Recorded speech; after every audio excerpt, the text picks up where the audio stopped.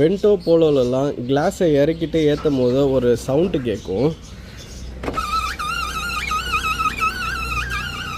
இந்த மாதிரி சவுண்ட் வந்ததுன்னா அது எப்படி அரெஸ்ட் பண்ணுறதுன்னு இந்த வீடியோவில் பார்க்கலாம்.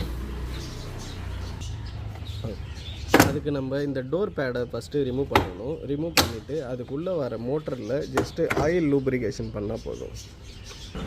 இந்த டோர் பேடை ரிமூவ் பண்ணதுக்கப்புறம் இங்கே இருக்க இந்த சேனலில் ஜஸ்ட்டு நம்ம ஆயில் லூப்ரிகேஷன் கொடுத்தாலே போதும்.